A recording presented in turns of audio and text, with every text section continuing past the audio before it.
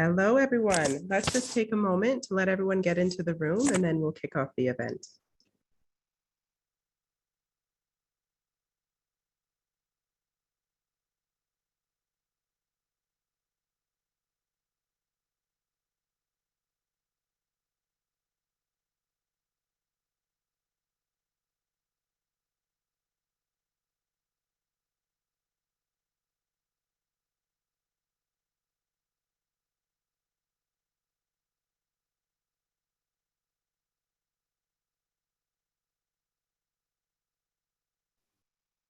Wonderful. Good afternoon, everyone, and thank you for joining us for this afternoon for the last session of the new WEC procurement series, Demystifying Procurement and Diversifying the Supply Chain. My name is Stephanie Day, and I'm the Director of Research Partnerships at the Diversity Institute. It's my pleasure to welcome you all today. While we meet today virtually, I would like to begin by acknowledging the Indigenous people of all the lands that we are on today. As I am joining you from Ottawa today, I acknowledge the traditional territory of the Algonquin and Anishinaabe people.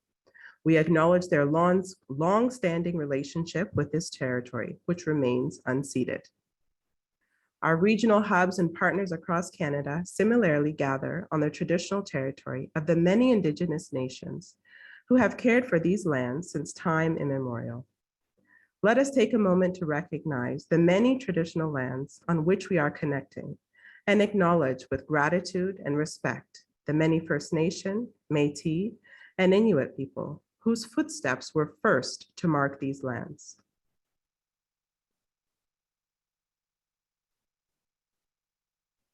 This event is hosted by the Women's Entrepreneurship Knowledge Hub. The Women Entrepreneurship Knowledge Hub, or WEC as we call it, works across the country through 10 regional hubs in English and French to host and support programming and share research on and resources for women entrepreneurs in Canada. This afternoon's event is the fifth and final in our 2021 procurement series. Today, our conversation will examine a bit closer existing supplier diversity programs. We'll hear directly from program experts in government and corporate Canada and learn about their approach to supplier diversity. We'll also hear from suppliers themselves. 3 successful business owners will share their insights and reflect on their journeys navigating supplier diversity programs. With that, I'm thrilled to introduce our first panel. Joining us from Export Development Canada, Melanie Travers is the Director of Sourcing and Supplier Management. Melanie is responsible for EDC's procurement and vendor management functions.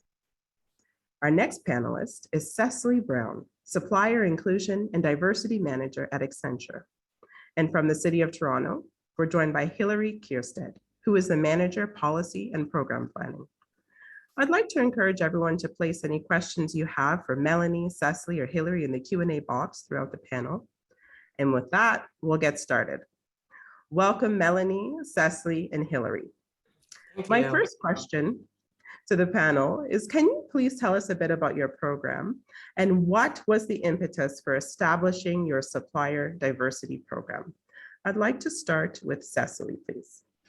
Sure. Hi, everyone. So I am not one of the fortunate ones to be located in Canada. I'm actually in the US, but Accenture has a long-standing relationship with Canada as far as supplier diversity. We offer a mentoring program, which we have so many grads from Canada from our mentoring program. It's the Diverse Supplier Development Program. And our program was established to help us identify small, medium, and diverse suppliers to incorporate within the supply chain of Accenture, as well as our clients. Our program was started 15 years ago, believe it or not, and it's been growing strong. And we have graduated over 100 suppliers. I think we're right at 195 globally. And we've had approximately 3 classes in Canada. So we are super excited to be able to establish a footprint and make a difference and even do more as we evolve and incorporate suppliers into our supply chain. Amazing. Thank you, Cecily. And it looks like there's some graduates from your program who are joining us today. So that's wonderful. Yes. And Melanie, could you please also share about your program? Yes, thank you. Thank you, Stephanie. I think as compared to Accenture, we're a little bit, sort of earlier in the maturity of our supplier diversity program at EDC, but we're very proud and excited about our program. And just to respond to your question about sort of the impetus, I think for us, it was a very natural fit with EDC's core mandate, which is to help Canadian companies grow globally, but also our subsidiary FinDev Canada, which helps support economic development in developing countries. So our program, I think an integral piece of our program has been becoming a corporate member of all of the certifying organizations in Canada. And that's really helped us to build our list of diverse suppliers. We've also made some updates to our supplier registration process so that we start to capture and identify diverse suppliers as they're registering to do business with EDC. And we've leveraged this year that relationship with the certifying councils to issue 11 public requests for proposals to their members. So that's been a big achievement from our perspective. We continue to participate in the certifying council events, which I think has been critical in terms of just getting to know diverse suppliers, meeting them and understanding their service offerings. And right now we're currently making updates to our procurement policy to encourage supplier diversity. So those are some of the key elements of our program this year.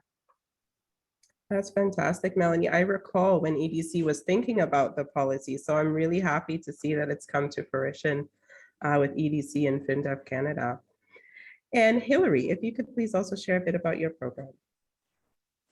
So the creation of the City of Toronto's social procurement program was actually community driven, and it started with a focus on workforce development, specifically around connecting community members with jobs created by city projects in their neighborhoods. So as early as 2006, residents began to challenge city staff to use municipal capital spend to create youth employment opportunities. And work began then on connecting youth with jobs on a project by project basis until a corporate team was established to begin scoping out a social procurement program. So it wasn't until 2015 that City Council approved the Toronto Poverty Reduction Strategy, or Prosperity TO. And that strategy included a recommendation to leverage the economic power of the city to stimulate job growth, support local businesses, and drive inclusive economic growth. And then under that recommendation was a specific action for us to design and implement a social procurement program. That was launched in 2016, adopted by City Council, and the program was launched with two components: workforce development, which was the original impetus, but then also supplier diversity. So the goal of the supplier diversity component of the program, of course, is to increase the diversity of the city's supply chain by providing diverse suppliers with equitable access to competitive procurement processes. And to do that, currently, the city maintains a diverse supplier list that includes businesses that are both certified by one of the supplier certification organizations, as well as registered as a supplier with the City of Toronto. And there's three specific approaches that are laid out in the policy. So for invitational solicitations between 3,000 and 100,000, we require that staff invite at least one diverse supplier to bid, where there are businesses on the diverse supplier list who are able to provide the goods and services being procured. And that's not the case in all commodities. For procurements over 100,000, we've included language in solicitation documents to encourage bidders to develop and adopt a supplier diversity policy and include diverse suppliers in their own supply chains. And for proposals over 100,000 that are evaluated, there's also scoring related to supplier diversity policies that they already have in place. And then there's, for workforce development, for procurements over $5 million, we customize workforce development targets in procurements that are suitable and feasible to include those targets in. And I would just say that's a very high level summary of the program and why it was established. And you can visit the City of Toronto website on doing business with the city for more information on the procurement process. And there are really helpful monthly information sessions that the city hosts on the procurement process, the social procurement program, registering as a lobbyist, and then all of the technicalities once you've been awarded a contract. Hillary, that's a really wonderful overview, and especially for those organizations that are joining and thinking about setting up a supplier diversity. I think from our panelists today, we're also hearing about some good best practices and how to establish this type of program within other organizations. I'm going to go back to Hillary. Could you maybe share a bit about some of the lessons learned your organization has experienced along the way? So I'll speak only to the supplier diversity component of the program to answer this question. And I would say the major lesson learned is that it's not enough to have diverse suppliers registered as vendors, and it's not enough just to invite suppliers to bid. We really need to be talking about spend, thinking about contracts awarded to diverse suppliers, because it's only through spend that we're going to drive the outcomes that we set out to achieve through Prosperity TO. And I'd say we also learned it's really important to set hard targets, not just targets around administrative outputs like the number of suppliers who are invited to bid, but looking at performance outputs like the number and value of contracts that are awarded and the bid to award success rates for diverse suppliers versus other suppliers. Absolutely. I mean, hard targets are critical. I think it's also good to hear that everybody seems to have connected to a larger policy. Cecily, can you share a bit about some of the lessons learned from your organization? Sure. You know, we have been very fortunate because we do right now have an established program. There's still some, you know, lessons that we always learn year over year. And it's basically, you know, the landscape changes as far as demand as to what the types of suppliers that we look for as far as in the diversity arena. But nonetheless, it's just being able to learn how to incorporate and, you know, appreciate the value that the suppliers are bringing into our organization, and making sure that when we identify suppliers, we're looking more for long-term relationships and not a kind of a one and done, just to, you know, meet a specific target. So in so many respects, we've taken the idea of a target down internally because we find that we want it to be part of our ongoing way we do business and not just to identify for a short-term metric. And so with that being said, it becomes part of the normal day-to-day process. And so that's something that we learned and are still working on because we're such a big organization, making sure that everyone understands the importance and relevance of you know, inclusiveness when it comes to doing business with diverse suppliers, and making sure that you know, when they understand the importance, the value that it means to their job. And sometimes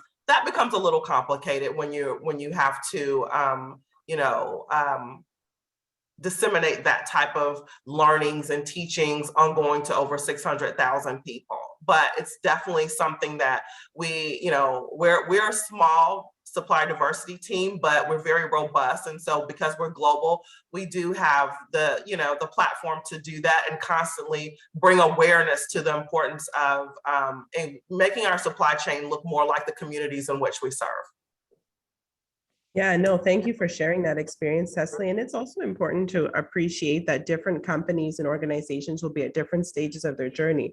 So Correct. Cecily, what I'm hearing from you is your Accenture is really ready to go deep, to make this, to mainstream supplier diversity in the work that they do. So very interesting. And Melanie, could you also share about some of your lessons learned at EDC? Yep. Thank you. So I think similarly to Hillary, and probably given sort of the stage that we are in our program at these early stages, and this might seem obvious, but one of our biggest learnings, I think, has been sort of the amount of time, the time required to establish the foundational aspects of the program before we can, I think, as Hillary said, you know, it's not as simple as pulling together a list. I think there's quite a bit of time required to build that understanding of the supplier diversity, you know, community and their service offerings, and then equally build those connections with our internal buyers at EDC. That will take time, and I think, but on the flip side of that, I think that's where we see ourselves putting our greatest effort, and that's where I say it seems simple, but it's really about sort of the connections and making those matches.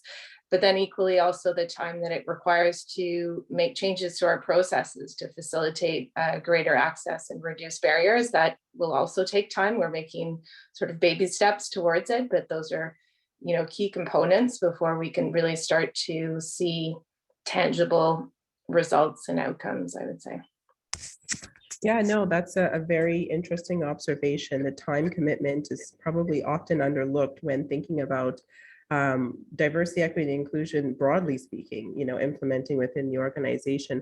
Melanie, just to come back on that, what are some of the other challenges or obstacles, again, or best practices that you have uncovered in your journey of Supplier? Yeah, I think one of the largest obstacles or one of the major obstacles in my mind is sort of finding that balance between clearly sort of the trade agreement and procurement rule obligations that we have, and fostering and creating a level playing field for diverse suppliers.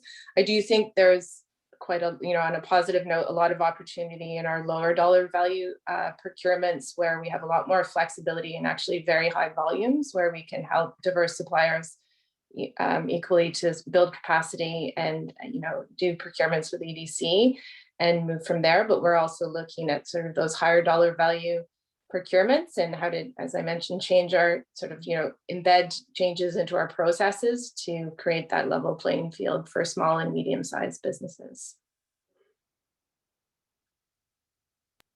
Thank you, Melanie. And Hillary, could you also share a bit about some of the challenges and also best practices, some of the difficulties, challenges, and then again, best practices? Well, first, I completely agree with Melanie. It is a challenge working with the trade agreements. I would also add that I think there are policy and process barriers that are in the procurement process that, even though we have a policy, still inadvertently maintain inequitable access structures for diverse suppliers. And by this, I mean, you know, again, it's not enough just to add scoring for supplier diversity or increase diverse suppliers, invite diverse suppliers to bid. We know the procurement process is long. We know it's labor intensive to bid. We know it can require access to capital, for example, for insurance, for bid bonds, and, you know, just to buy supplies to be able to provide the contracts that small enterprises might not have without first winning a contract. We know it's confusing. We like technical jargon, and that's definitely a problem that should be easily solved. And I find processes are also fairly inflexible. You know, it's still centered around the lowest bid, and that can often be a challenge where small businesses may not have economies of scale to bring to the table. And I have to say, I don't have answers to these problems yet. We're currently reviewing our program and working through these challenges. They're administrative challenges, and they should be solvable, but they are complex still to work through within the structures of municipal government. So Hillary and Melanie, you both noted trade agreements. Is there a disconnect between some of the trade agreements and some concepts of supplier diversity or gender and trade? What's the sticking point here? Well, I would say it's just the sort of the competing priorities of, you know, the overarching spirit of the trade agreements is to have open and fair and competitive procurement. So anytime you're looking to identify any specific criteria that would give maybe a leg up to diverse suppliers and kind of level that playing field to remove barriers for smaller and medium-sized businesses. That's the challenge, I think, of finding that balance. I am sort of comforted, though, by the fact that the federal government's currently, you know, on this issue and looking to standardize their approach to these types of issues, like larger dollar value procurement. So I think we'll see, you know, some movement there potentially. But Thank you for that. Yeah, no, definitely encouraging to see the government appreciating some of these challenges and also really focusing on the area of gender and trade, and having a, you know, gender analysis on trade agreements, I think is also going to help, I think, with this challenge. Cecily, could you also share a bit about some of the obstacles and the difficulties at Accenture, and what are like the main best practices you think you could share with our participants today?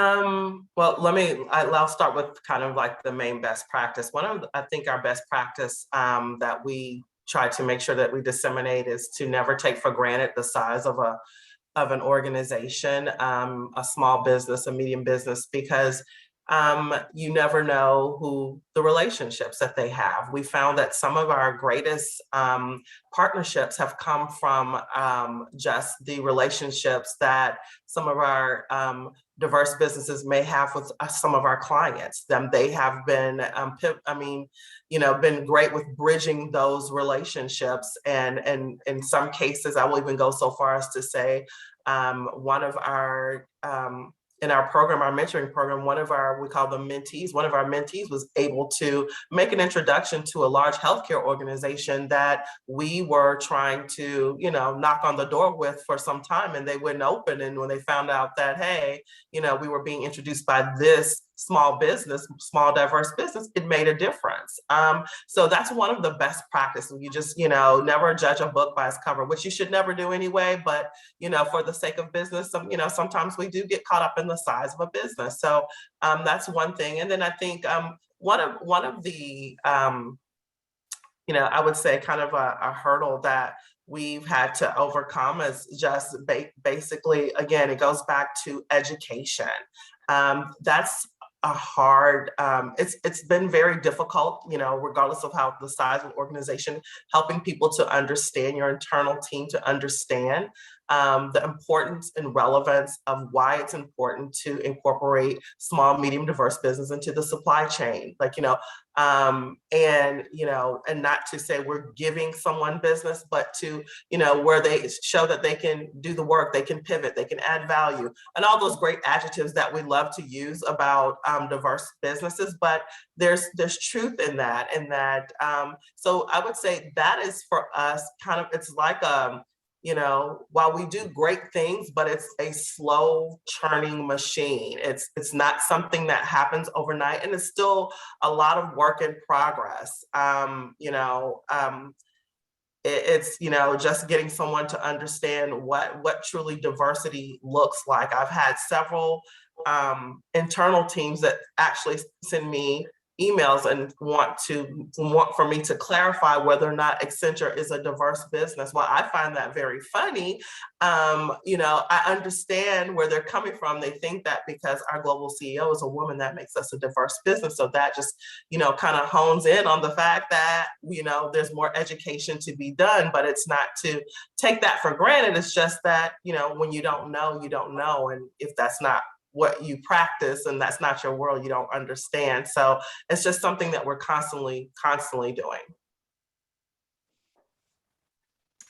I love that, Cecily. Thank you so much for sharing. And I really love how you shared about, not to judge a book by its cover, because the supplier diversity programs are set up that your organizations are helping some of these smaller businesses. Correct. But you really highlighted how it's two-way help, right? So there's a huge opportunity there on both sides. Cecily, I wanted to just follow up as well. So with our last question, before I have a few questions from the Q&A, and again, just a reminder for anyone joining, if you have any questions, feel free to put them in the chat. I've got some noted down here, or put it in the Q&A, and I'll do my best to come to your questions in the next few minutes. Cecily, what's on the horizon for your organization to continue to level the playing field for small and diverse entrepreneurs? Oh gosh, I think big. We're definitely moving forward to grow our program continuously on a global perspective, because I feel that it's more impactful when we have a global presence, not just North America, but when we can show that, what inclusivity and diversity looks like around the world. So that's the biggest thing. But then I think, secondly, it's just to help businesses grow, and that is different for everybody. It looks, what one diverse supplier needs, or and where they're at is different than another. But to do that and to show value, not within Accenture supply chain, not just within Accenture supply chain, but also with our clients. We have many clients that have come to us that are trying to either implement a supply diversity program or to sustain one, or that they currently have that may have been smaller. But all supply diversity programs are different and one is not better than the other, but I think that it's just important that, it shows that, during these times where we are as a country and in the world, the importance and, what a difference it can make, when we all work together and choose to serve, we're doing business in communities, but make sure that those communities are reflective in the business that we do. So that's kind of where I am. Beautiful, beautiful. And Hillary, can you also share what's on the horizon for your organization to continue to level the playing field for small and diverse entrepreneurs? So I mentioned we are reviewing the social procurement program and policy right now. It's been 5 years since implementation, and Toronto City Council had requested a report back in Q3 2022. So that's where we're working towards doing analysis of the last 5 years and looking at what we have achieved against what we set out to achieve, those original objectives that were set out in Prosperity TO. So we know we're looking at setting hard targets that focus on performance so that we can monitor progress. We want to focus on impact, looking at spend in particular. And we know we want to work through the administration and address some of those barriers that I had mentioned previously. So there's a lot of work to be done, and I think a lot of conversations to be had with diverse suppliers and with the supplier certification councils, just to make sure we stay on the right track and take the next steps, and certainly not the final steps towards leveling that playing field. Yeah, no, absolutely, Hillary, thank you. And Melanie, what's on the horizon at EDC?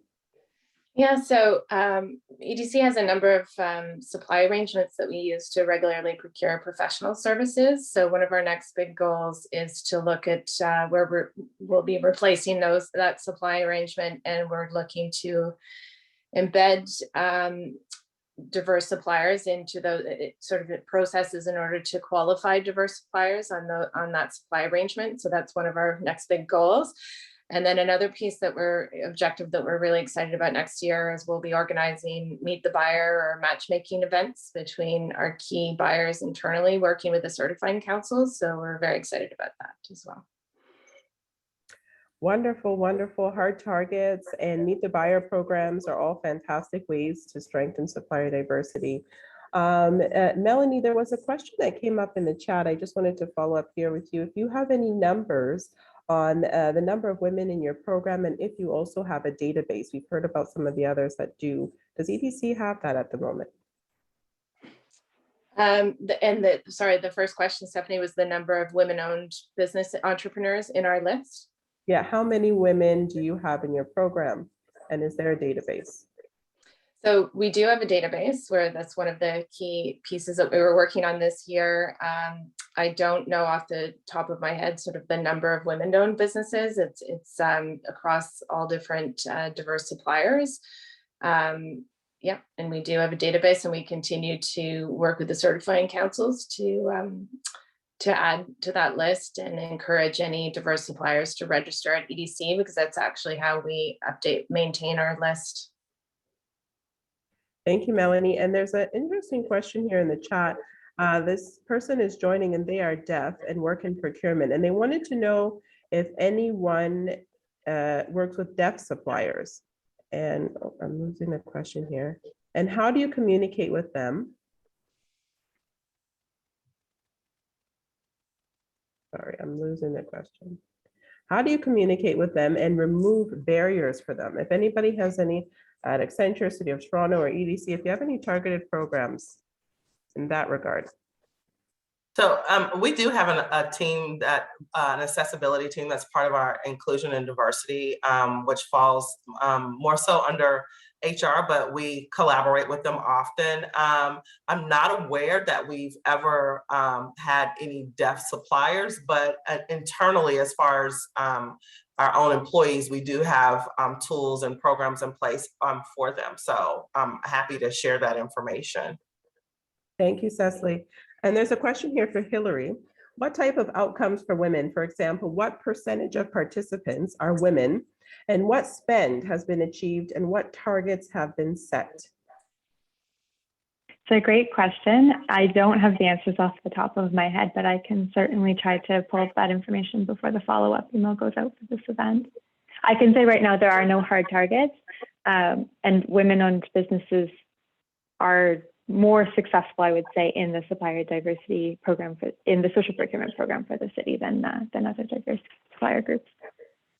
Thank you, Hillary. And the last question I have for today, I see a lot coming through the chat, so thanks so much, but also just being respectful of our time. The last question I'll open up to all the panelists right now. Can you address focus on ownership versus workforce diversity among suppliers, large trading companies versus SMEs? What is more feasible?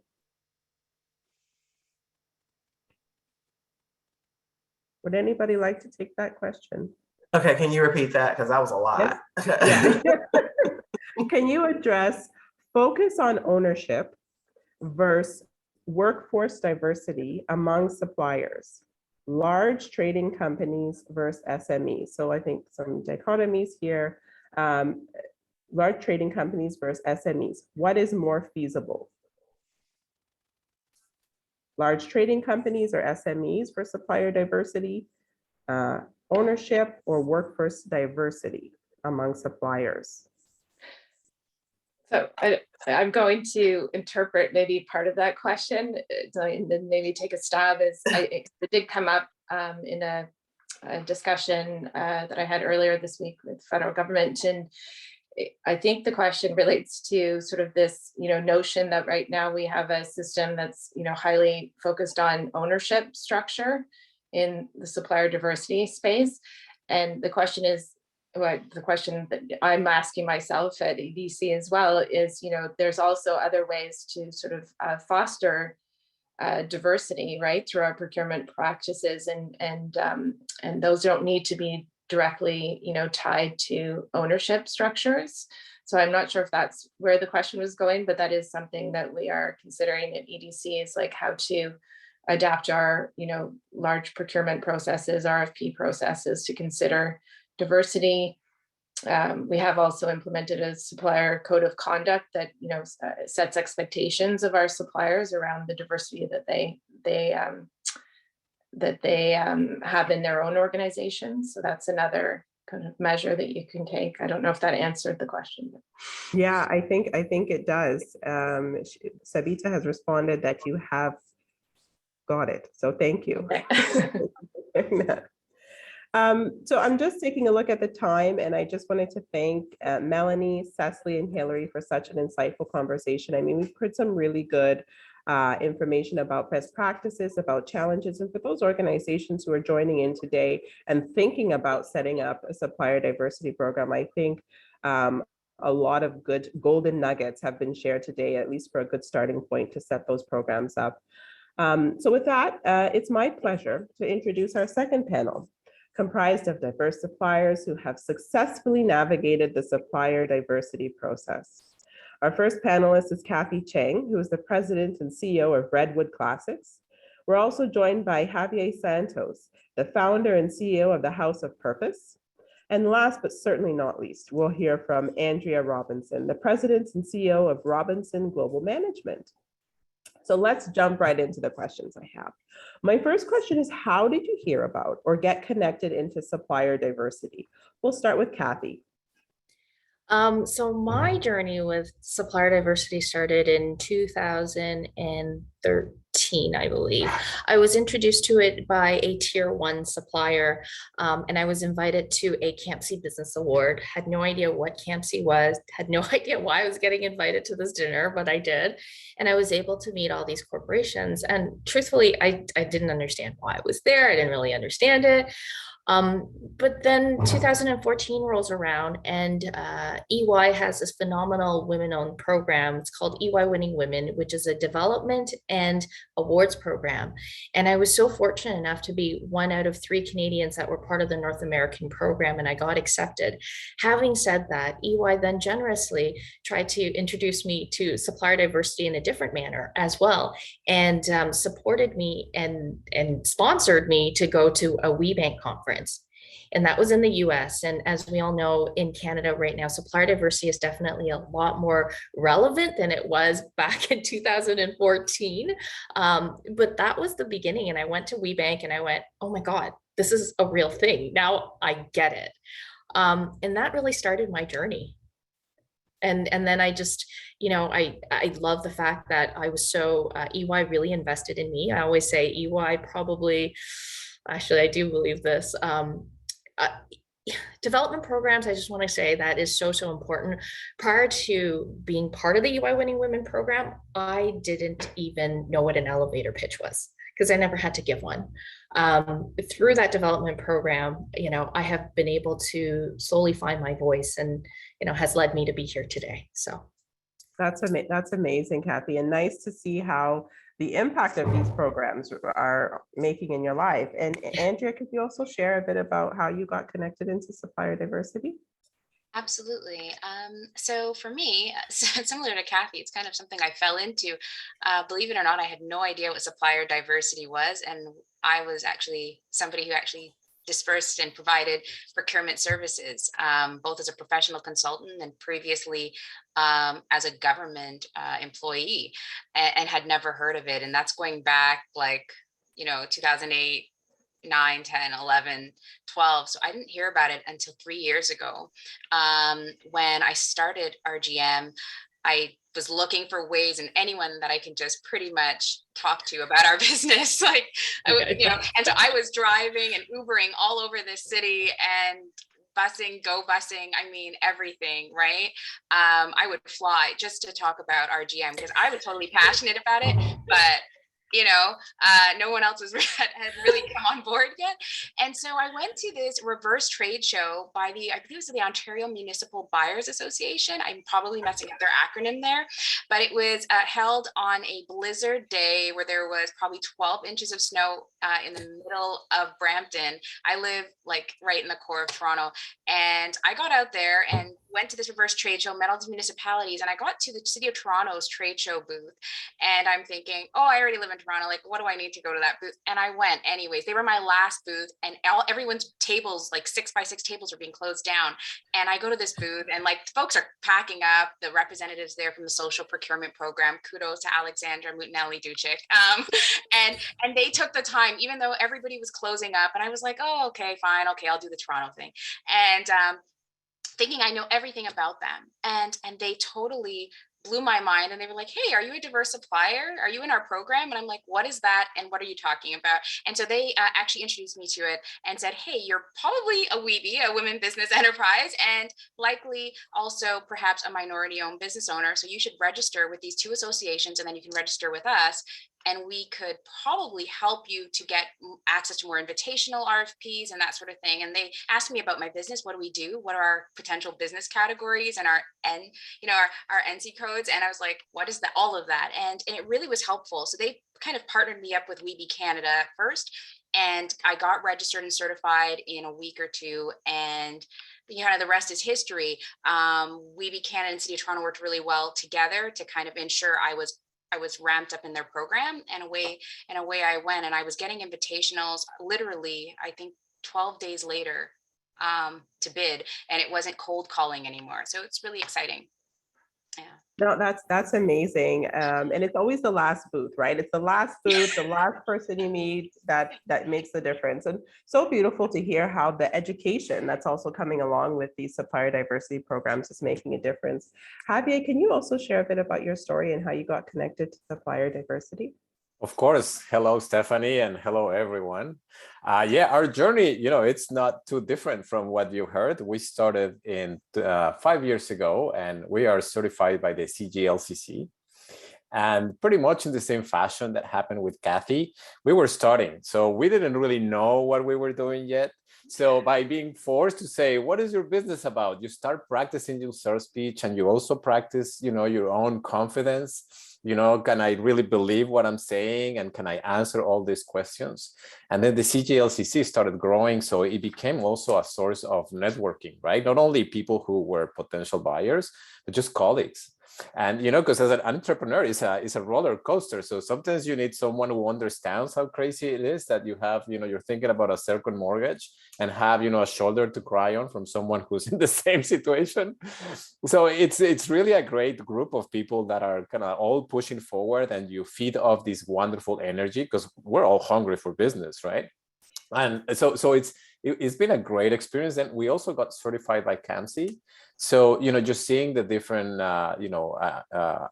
associations and the people, and in the same way as Kathy, we got access to events in the US. And, when you think about the US market, everything is like 100 times bigger.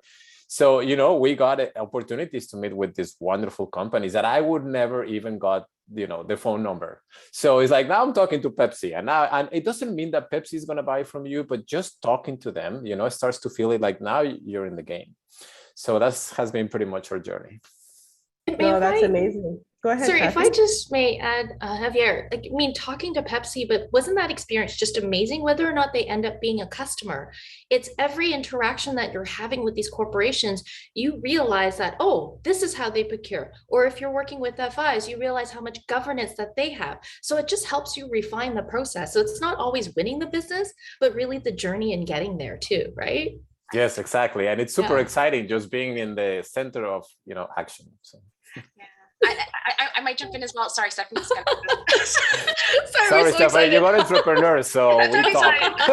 We talk a lot, Stephanie. We have practiced talking. Go for it. This is good. All good really quickly, wisdom. I'll just say, again, like similar to Javier and Kathy, we also went to a WeBank event, in the US, and we're having conversations with people like Disney, and, we hear about Pepsi and others, Royal Caribbean Cruise Line. Okay, maybe not, right? But I may not have crushed that day. But the point is getting their feedback and questions that aren't on our pamphlets, questions that are not, answers that aren't on our website. It helped me to make sure, okay, we need to have those answers, and we need to either make sure that we get those answers out there one way or another. And if that's not our area, then we need to not be pitching to those people. We need to focus.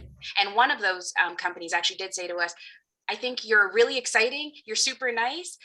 I don't think we are your customer. And it forced us to kind of think about, okay, who is our customer? Are there 3 types of our customers, and who are they? And let's refocus. So anyways, all good things, and they came from certification for us.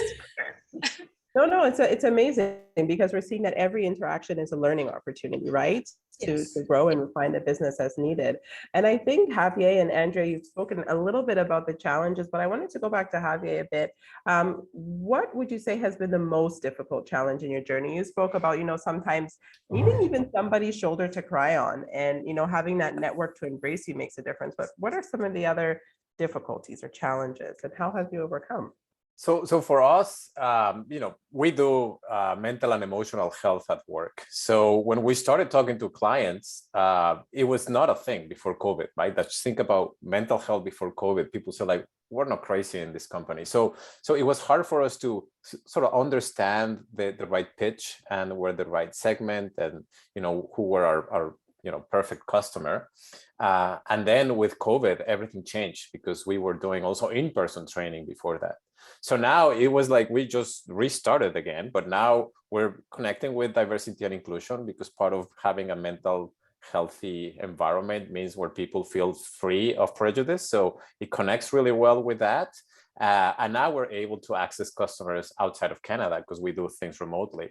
So we just started working with the largest company in Colombia, who's the oil company. And we picked up a client in Mexico, because we also do service in Spanish. I know, yes.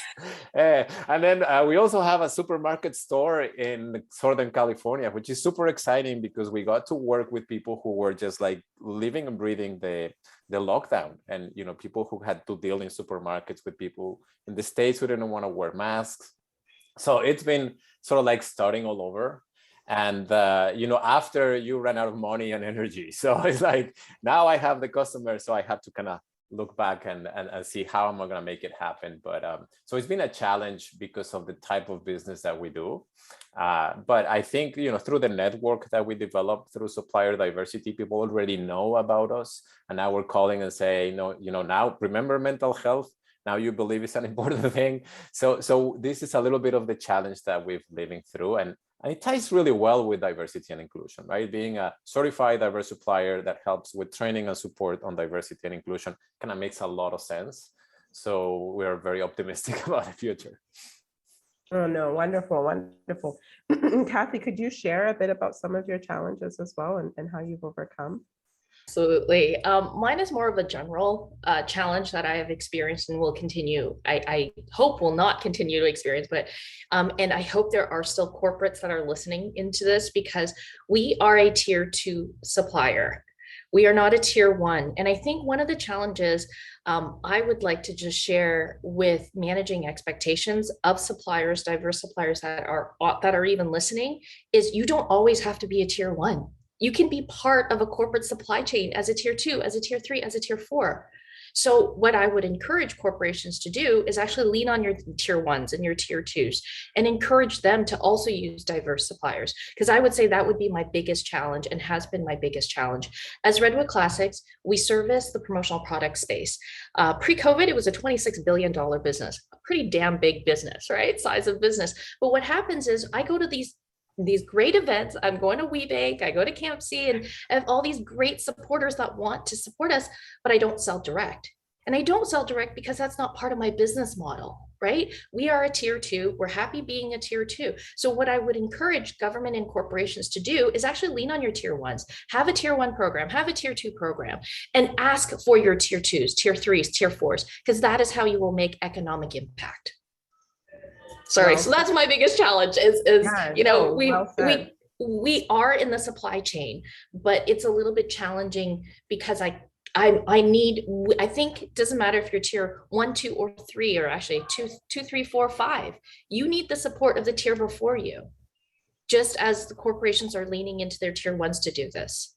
Sorry, so I'll get off my soapbox now. No, more soapbox. I think it's good to hear this perspective. Andrea, did you want to jump in here as well to share some of your challenges, or if they're aligned with perhaps Kathy or Javier's? Yeah, sure. So they are aligned. I have several, as most business owners will. I would say just out of the gate, being minority owned, women owned, and at the time youth owned. I hope I'm still youth-ish, but anyways, professional support was waning. Business financing was waning, and business opportunities were waning. So, like, as Javier talked about, the tier and like crying on someone's shoulder, like this is a real thing. Like we say it jokingly because it happens on the journey. Some days there's rage as well, but I think walking into I'll just maybe lean on the business financing thing. And this is really important, I think, for a lot of the government agents who are on call, but also for the diverse suppliers as well, to to look out for what manage your expectations as well, and ensure that you have triple backup plans for yourself. I was unable to really access the kind of financing I thought was available, that I was told was available out there for a newbie. I was asked questions, when I get into the bank. First, it's like, come, we want to have these meetings with you. You're a young Black woman. Yay. Okay. And it became almost a checkbox situation, but not delivery on the financing, because then I was asked questions like, well, are you married? Do you own a home? Do you have a second home? Right. Or can your dad sign for you?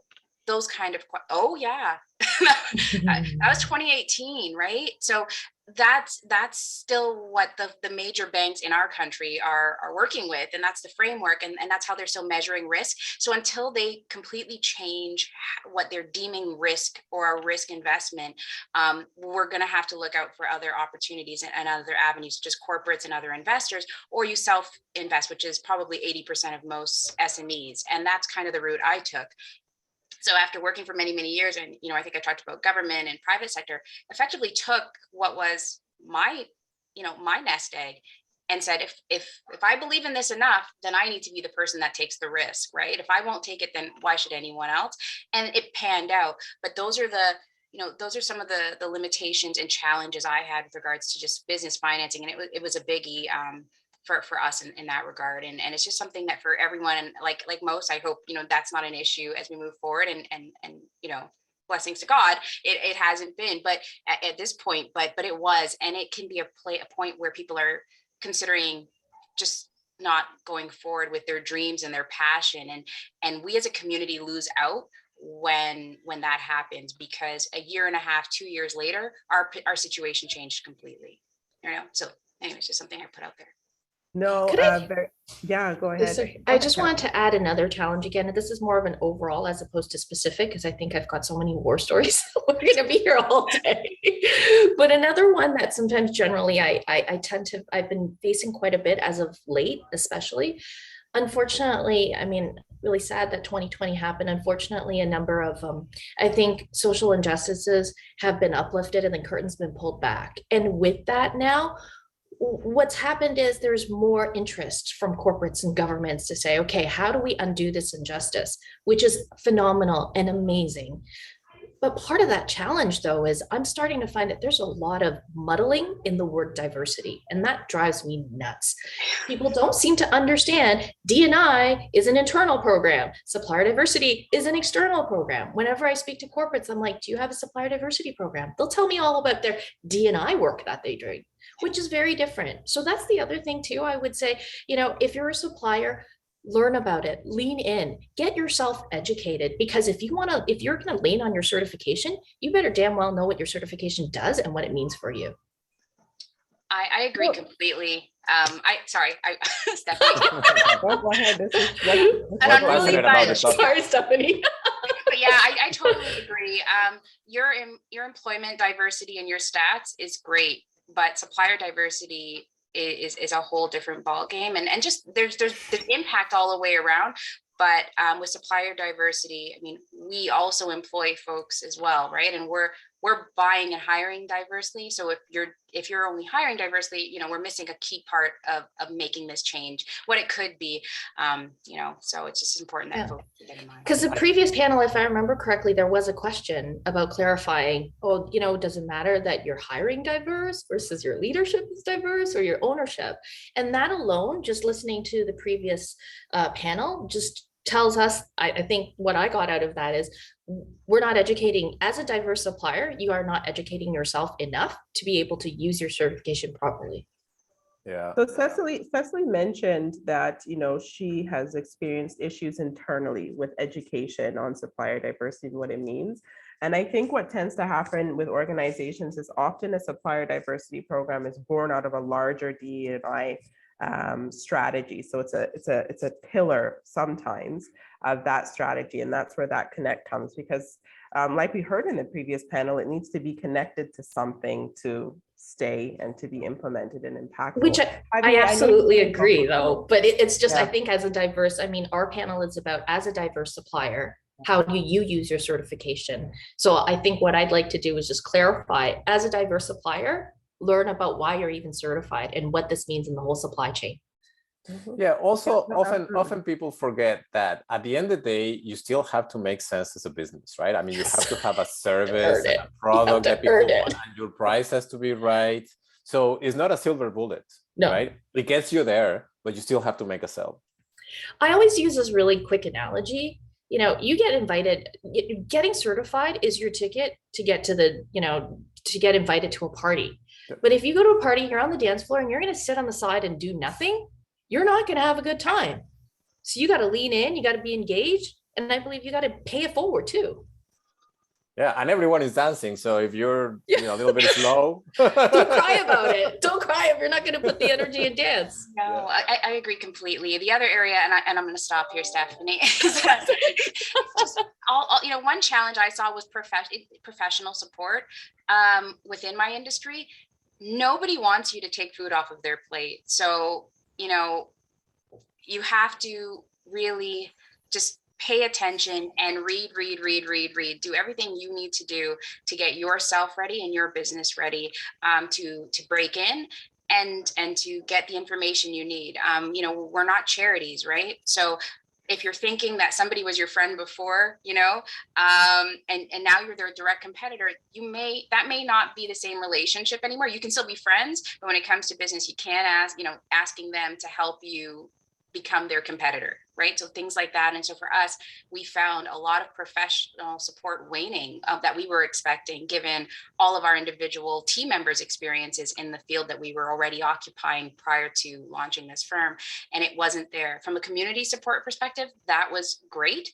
But from a professional support perspective and in our industry, it wasn't necessarily there. And that was probably the most jarring challenge that we had to kind of get used to and kind of like cry about, but move on and stand up.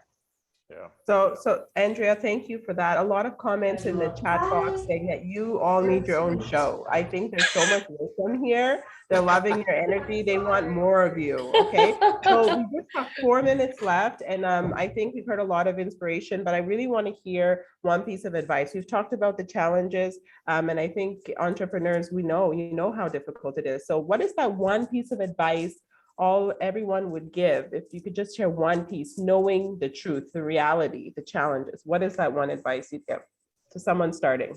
So my experience, I was in the workforce before I started my business. So I thought a lot about like kind of jumping into the vacuum of being an entrepreneur, because as anyone, I didn't have a wealthy father. I don't have a wealthy father or, 3 pieces of real estate. So I had to start with my own. But it has been worth so much. Like I never look back. And believe me, it's not easy. So my advice is like, if you're thinking about starting your business, do it. Just make sure you have a good idea, do your homework. It's very hard, but it's worth the experience, because you learn some things about yourself that otherwise you would never learn. So you only live once, and this experience is totally worth it. Thank you. Andrea, do you want to go? You know, I don't only have one piece, even though that was the assignment. Okay, so, I would say know your rights. As a procurement professional, I think I'll land my plane sort of there. Know your rights, know what you're entitled to know. Know where you're at risk, paying a little bit for professional advice in very key areas where you're not an expert. You're not an insurance expert. So if you sell something that you're pretty sure requires some, get advice on that. Legal is another area. Financial advice is another area. Before you start spending dollars and buying business cards that are $5 a card because they look amazing, right? And glittery. Like, are you guys hearing what I'm saying? Okay. So, when you're spending money, you have to really just be careful, but know your rights, invest and get proper information from professionals. And to that end, I would also say protect your IP. When you're an entrepreneur, and I found this for myself, you want to go out there and you want everyone to know about what you're doing, and you want them to buy in so badly that you literally tell them everything. All the secret sauce, right? You're telling them what you want someone else to charge and pay for, right? And so to just give it all away, it doesn't make any sense, and it works against your own interest. You'll find sometimes larger firms will say, send us all of your decks, your presentations, and you'd be shocked to see that you'll attend a meeting and see that presentation is being presented to you. I've also been in that position, and then you have to send a really strongly worded email to say stop doing that. But it does happen. So just know your rights, protect yourself, protect your information, market, but entice. Don't give it all away, and that's what I would say. Kathy. Powerful. Andrea, Kathy, yep. Okay, can I just give some context? There's a lot going on behind me. I apologize in advance. Anyways, my biggest advice I would say is look out for all the development programs that are out there. Again, I don't believe I would be where I am today if it wasn't for the support of all the generous corporations that have supported me in all these amazing development programs, from EY Winning Women to GM. When we won Supplier of the Year for CAMC, I didn't realize that part of that came with tuition to go to Tuck at Dartmouth. And I was able to do that program, and it really helped me really focus on recognizing that, we are all entrepreneurs, and we're used to, as founders, we're used to being in the business as opposed to working on our business. So being part of these development programs, so there was the GM one, I accidentally somehow got myself involved in the Shea Moisture Fellowship Program, which was phenomenal. And I went back to Tuck for part 2. And then the latest one was a Center's DSDP program. Again, I didn't know what design thinking was. And they were able to really connect me with other really strong business leaders that I probably would not have access to. So I'm a big believer in learning and investing. The other thing, I know we have short time, but I would always say, like, pay it forward. As you are raising and as you are uplifting, uplift others alongside with you. This is how our supplier diversity program and our supplier diversity community can and will thrive, because we need to support each other.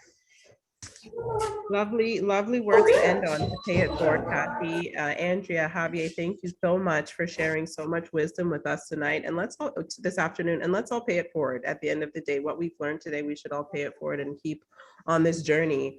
A big thank you to all of our panelists, including from our first session, Hillary, Cecily, Melanie.